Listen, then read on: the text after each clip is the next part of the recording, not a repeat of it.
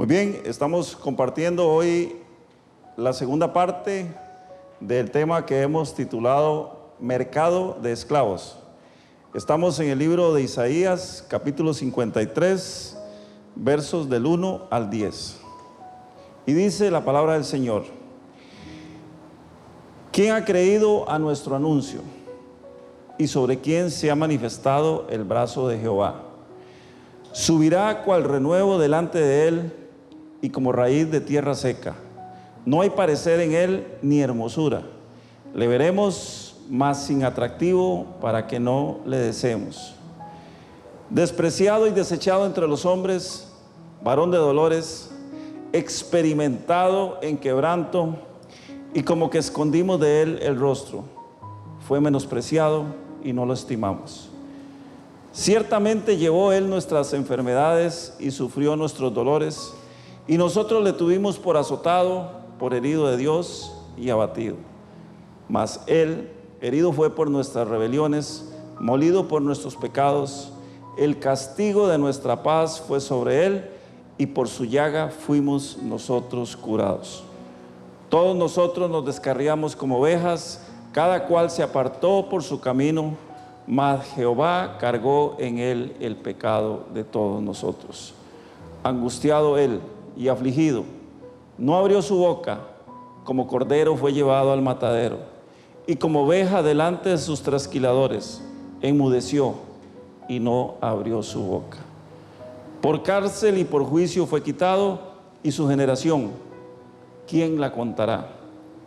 Porque fue cortado de la tierra de los vivientes, y por la rebelión de mi pueblo fue herido. Y se dispuso con los impíos su sepultura, mas con los ricos fue en su muerte, aunque nunca hizo maldad, ni hubo engaño en su boca. Con todo esto, Jehová quiso quebrantarlo, sujetándole a padecimiento. Cuando haya puesto su vida en expiación por el pecado, verá linaje, vivirá por largos días, y la voluntad de Jehová será en su mano prosperada. Hermoso pasaje, el más hermoso de todos los pasajes que nos hablan de Jesús de una manera directa, clara, sencilla y poética también.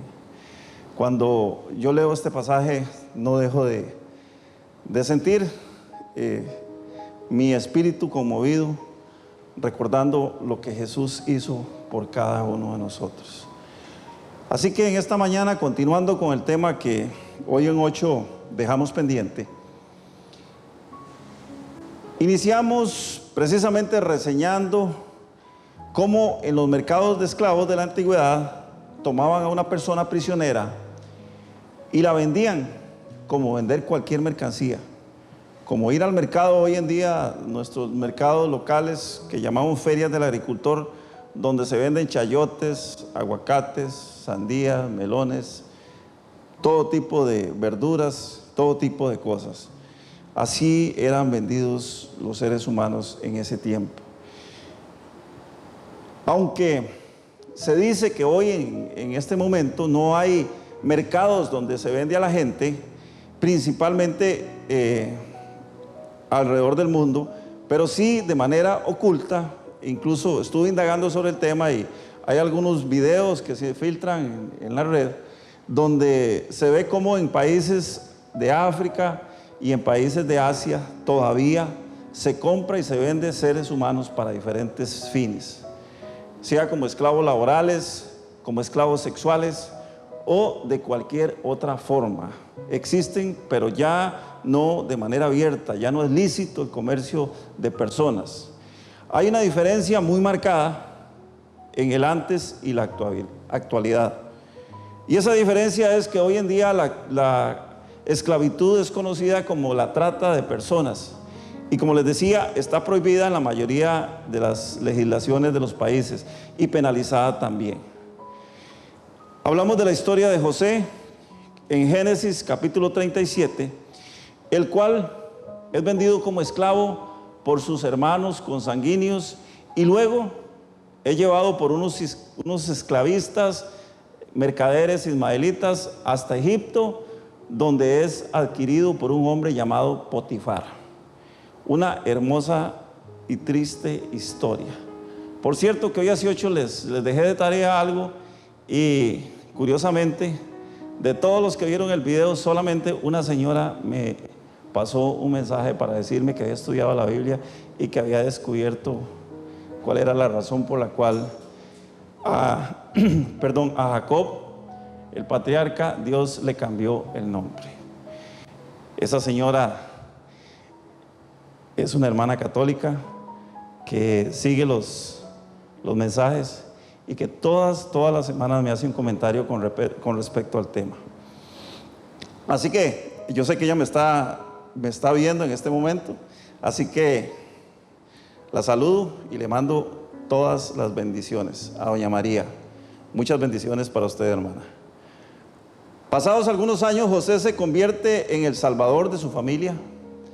Sobreviven a una hambruna en la tierra y José, siendo el gobernador de Egipto, da provisiones a su padre y a sus hermanos.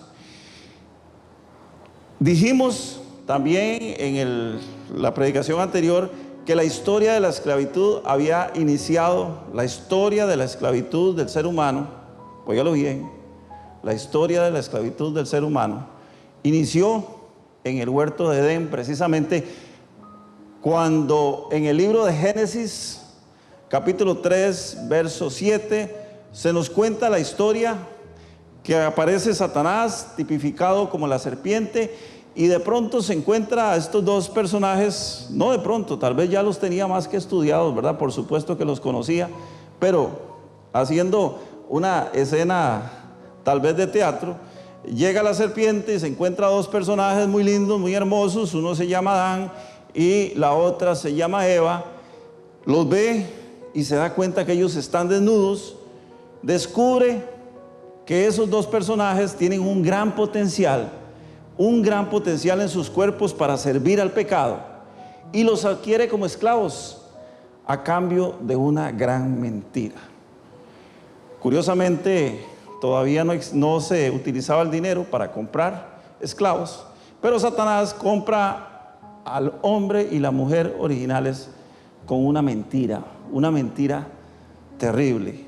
Les dice que si ellos le hacían caso, obedecían a Satanás y desobedecían a Dios, iban a ser iguales a Dios.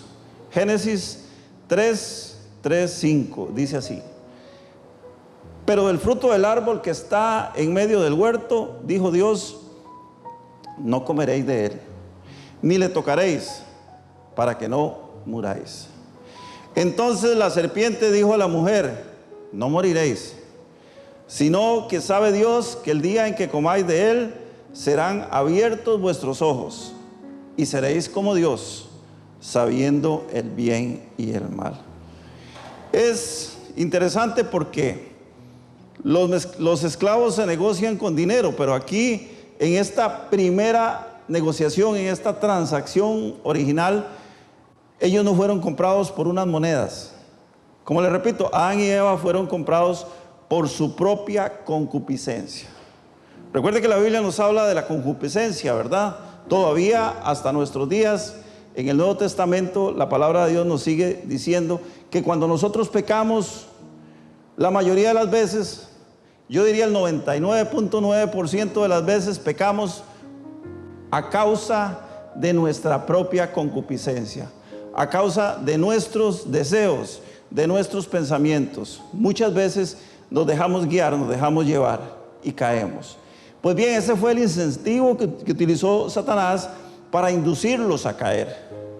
Pero ya todos lo sabemos, el precio que ellos pagaron fue un precio demasiado alto, ya que hasta la actualidad dicho pecado sigue repercutiendo en la humanidad. No debería ser, pero todavía ese pecado nos sigue persiguiendo hasta nuestros días. Y aunque al día de hoy no se permite la esclavitud como de una manera abierta, sí nos damos cuenta que Dios permitió que durante los tiempos bíblicos existiera. Mucha gente dice, es que Dios es injusto, Dios no es justo, porque ¿cómo permite que estas cosas pasen? ¿Cómo permite que niños sean tomados prisioneros y llevados y vendidos, o que sean explotados laboralmente, o que sean explotados sexualmente? Recuerde que Dios no permite estas cosas. Dios dejó su ley, dejó su palabra, y nosotros tenemos que cumplirla.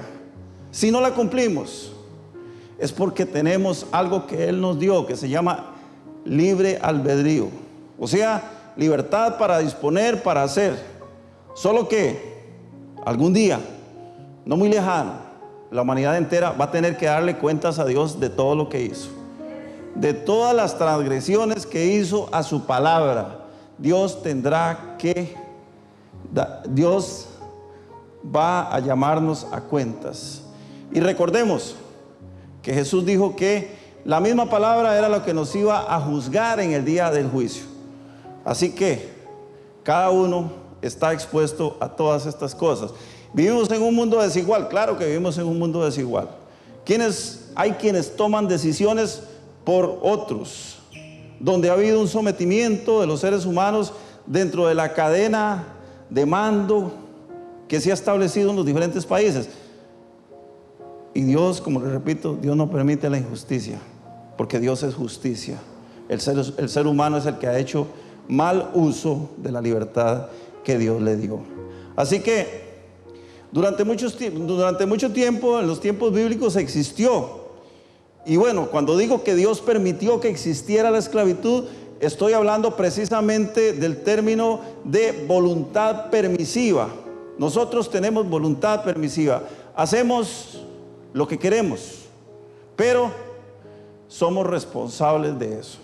Entonces Dios permite durante un tiempo que existiera la esclavitud, y también esto tiene una connotación que podemos llamar ilustrativa. Recordemos que de los tiempos del Antiguo Testamento a los tiempos actuales nos separa algo muy importante, y es que nosotros en la actualidad podemos vivir de manera espiritual lo que la palabra del Señor nos enseña. En los tiempos bíblicos anteriores a la venida de Jesús, las cosas eran físicas porque las manifestaciones de Dios tenían que darse para que la gente entendiera, porque la gente no tenía al Espíritu Santo. Y esto es lo que hace la gran diferencia. El último registro bíblico que encontramos con respecto a la esclavitud está precisamente en una de las cartas de Pablo, precisamente la famosa carta a Filemón. Pablo le escribe a Filemón, y el apóstol le ruega a su destinatario de nombre Filemón por un esclavo que se llama Onésimo. No sé si ustedes han leído esa carta, la carta a Filemón. Es una carta muy interesante, es hermosa. Le escribe, solamente tiene un capítulo. Pablo le escribe a Filemón por ese esclavo que se llama Onésimo, a quien le pide que por favor lo reciba nuevamente. Pablo está en la cárcel. Resulta que en la cárcel conoce a este personaje, llega a estar preso junto con él, y ahí Pablo le predica a Onésimo el evangelio, y Onésimo se convierte a Cristo. Pero entonces Onésimo le cuenta la historia, que él servía a un amo que se llamaba Filemón, y que bueno, le había hecho alguna cosa mal hecha ahí. Parece que le había robado, le había, como decimos los ticos, una torta. Y Filemón estaba disgustado con Onésimo. Pero entonces Pablo le escribe y le dice que lo reciba nuevamente y lo trate como a un hermano. Le dice de esta forma, Filemón, verso 15, 16 y 17. Porque quizá para esto se apartó de ti por algún tiempo, para que le recibieses para siempre. ¿Ve qué forma más hermosa? Porque le está diciendo, todo en la vida tiene un propósito. Todo en la vida tiene un propósito. Y entonces, para que le recibieses para siempre. Dice el verso 16, no ya como esclavo, sino como más que esclavo, como hermano amado. Mayormente para mí, pero cuánto más para ti, tanto en la carne como en el Señor. Así que, si me tienes por compañero, recíbele como a mí mismo. Y repito, Dios permite la esclavitud físicamente como un recordatorio para que los seres humanos nos estemos recordando constantemente que tenemos una naturaleza caída. Los seres humanos tenemos una naturaleza caída que debe ser, que necesita ser rendida a los pies de Cristo. Pero aquí también vemos que Pablo habla de una transición en esta carta a Filemón, donde dice que en Cristo somos libertados y puestos todos bajo un mismo sello. Ya lo había dicho a los romanos, en la carta a los romanos, cuando les dice no existe esclavo, en Cristo no hay esclavo ni libre, porque les está diciendo, al venir a Cristo nuestra condición cambia, venimos muertos del mundo, muertos en delitos y pecados, y ahora en Cristo somos nuevas criaturas. Ese es el mensaje que Pablo lleva a la gente inconversa de su tiempo. O sea, todos somos puestos bajo un mismo sello cuando recibimos la bendición de haber sido libertados de la muerte a través del sacrificio que hizo Jesucristo en la cruz del Calvario. En la historia bíblica, después de José, se repiten varios episodios en los cuales nos encontramos al pueblo de Dios sumido en esclavitud.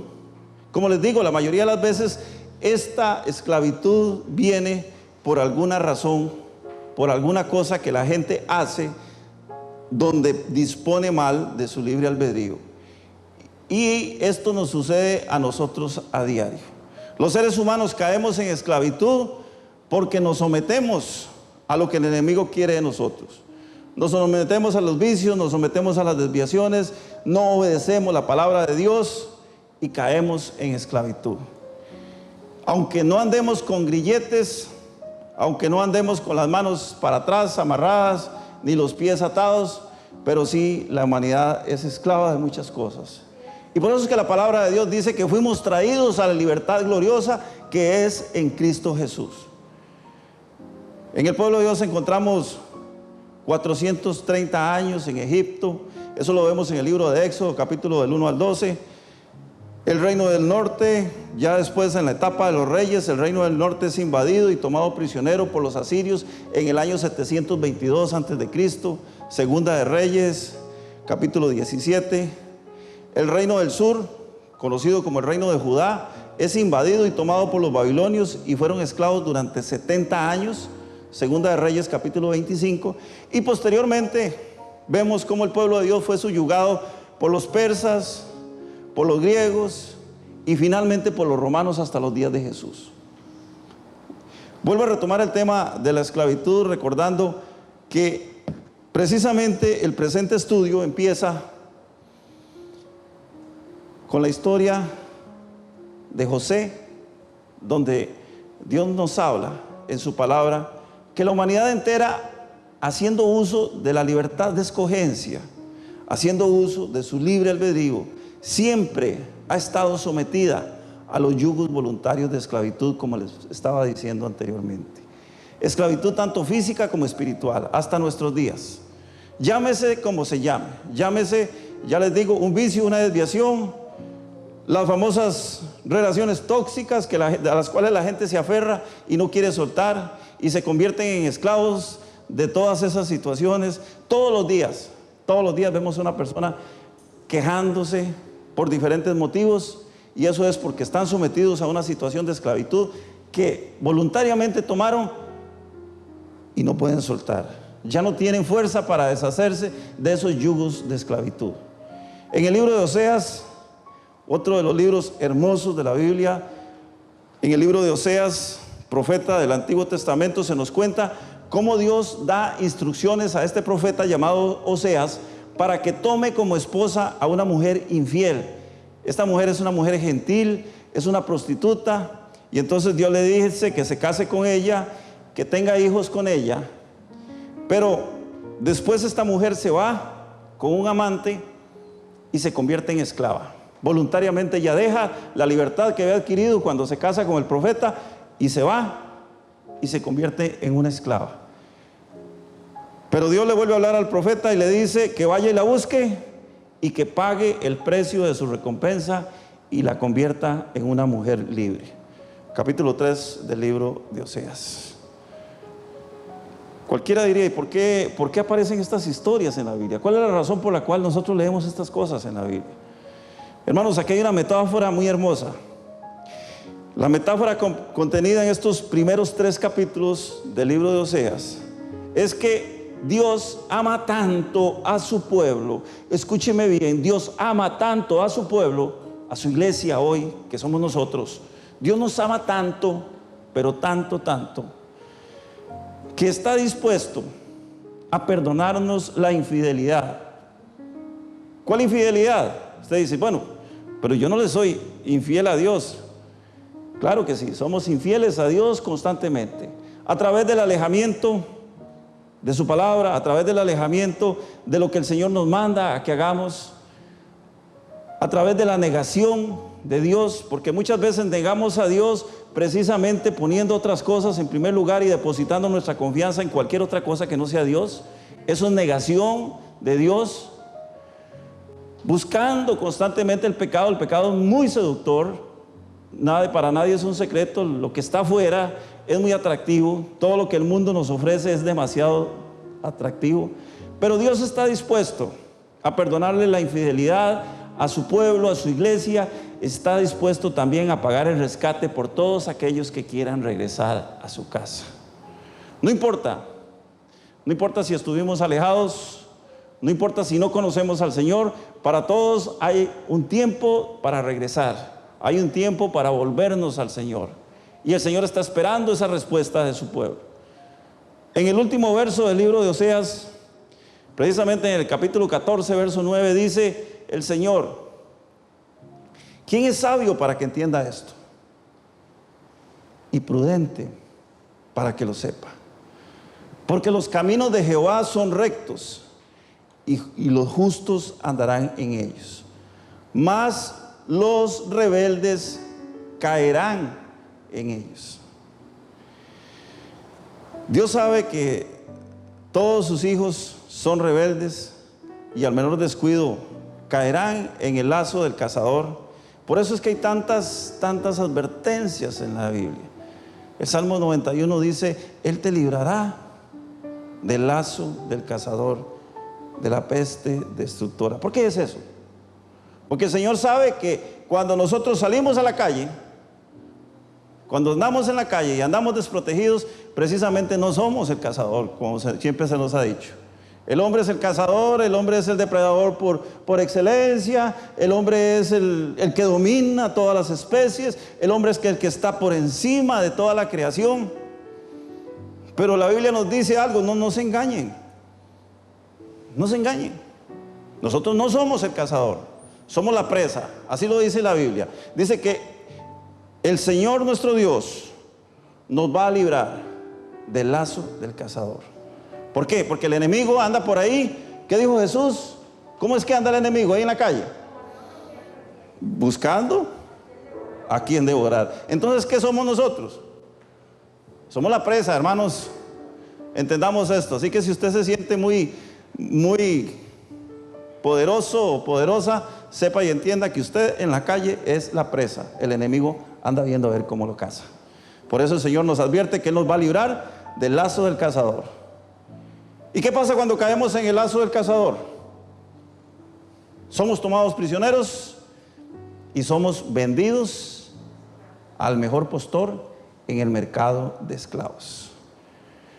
Y por esa razón es que el Señor, conociéndonos, sabiendo lo que íbamos a dar, yo me imagino que Dios es perfecto y no puedo imaginarme lo que Dios piensa, pero dentro de mis apreciaciones, porque la Biblia en el capítulo 6 del libro de Génesis nos dice que Dios se arrepiente de haber creado al hombre, ¿cierto?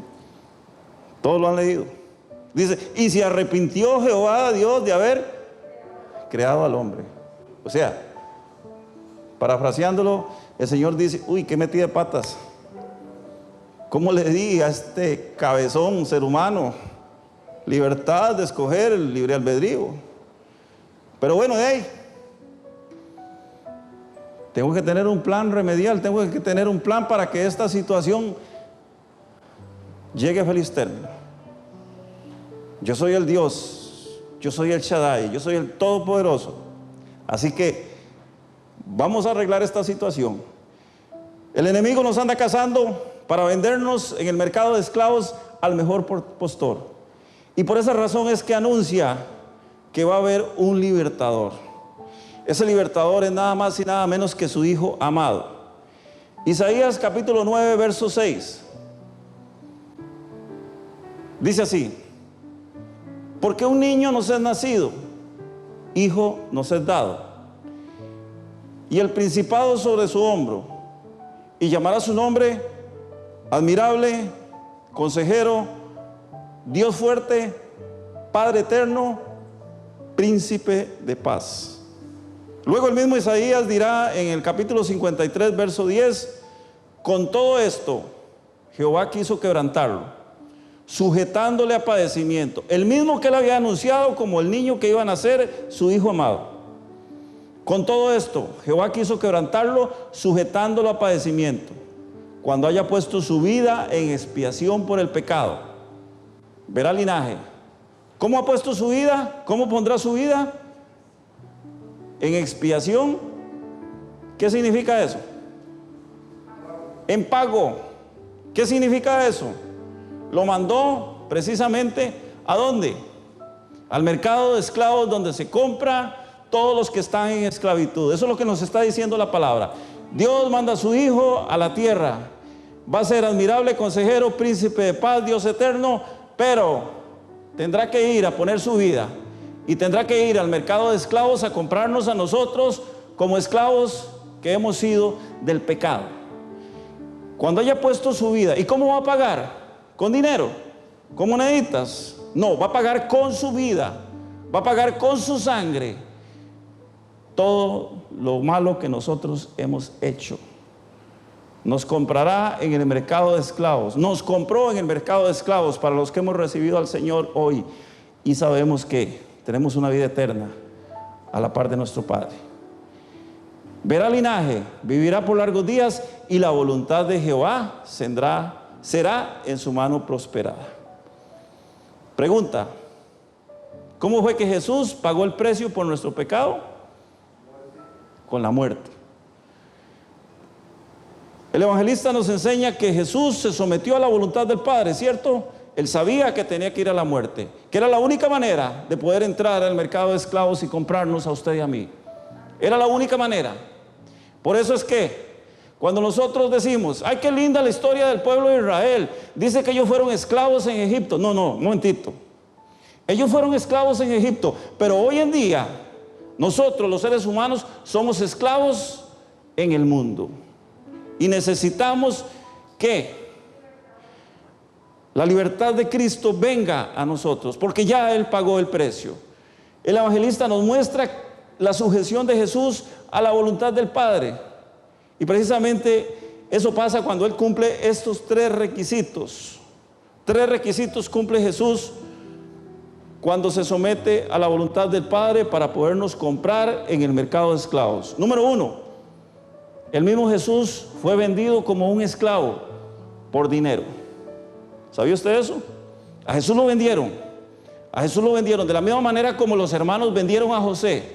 Los hermanos de sangre venden a José. Por José pagan 20 monedas. Dice el libro de Génesis.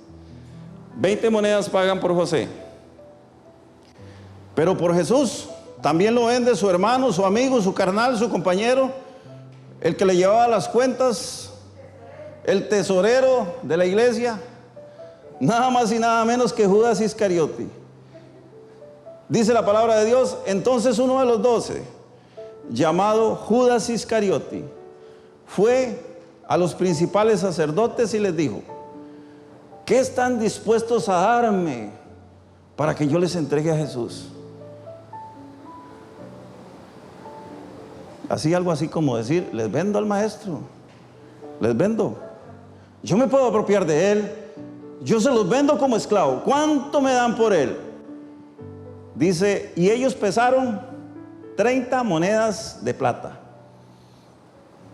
Jesús fue vendido como cualquier esclavo.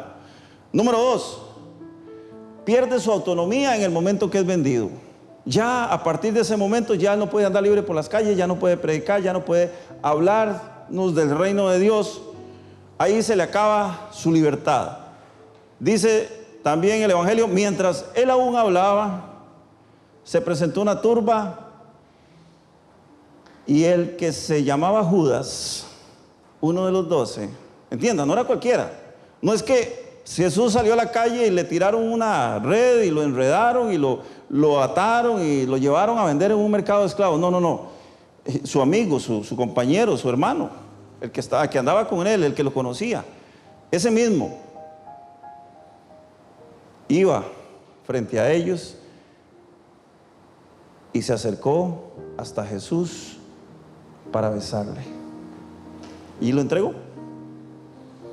Recibió el dinero y lo vendió como esclavo. Y número 3, la parte más dura, la parte más cruel, dice que el evangelista Lucas nos cuenta que fue desnudado para ser exhibido como un esclavo. Todavía le faltaba más.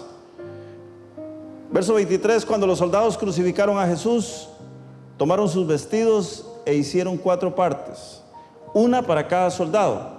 Tomaron también su túnica, la cual era sin costura, de un solo tejido de arriba abajo. Entonces dijeron entre sí, no la partamos, sino echemos suerte sobre ella a ver de quién será. Esto sucedió para que se cumpliese la escritura que dice, repartieron entre sí mis vestidos y sobre mi ropa echaron suertes. Y así lo hicieron los soldados. Tal vez a nosotros en estos tiempos nos parezca, no sé, algo corriente. En estos tiempos en que estamos acostumbrados a que por todos lados circulen imágenes de gente desnuda, sea a través de la pornografía, a través del arte, es algo normal, digamos, en estos tiempos es algo normal. Pero aparte de que la persona era vendida como esclava, la desnudaban, y esto era un símbolo de degradación. Esto era algo que producía mucha vergüenza, mucho dolor en las personas, delante de todos, de absolutamente todos. Aparte de que lo habían vendido como un esclavo, y se había convertido en esclavo. Recuerde que él se convirtió en esclavo para poder entrar en ese mercado de esclavos y comprarnos a nosotros. Fue desnudado y fue colgado en una cruz. Dios, a través de Jesucristo, yo quiero que usted hoy se meta esto en la cabeza.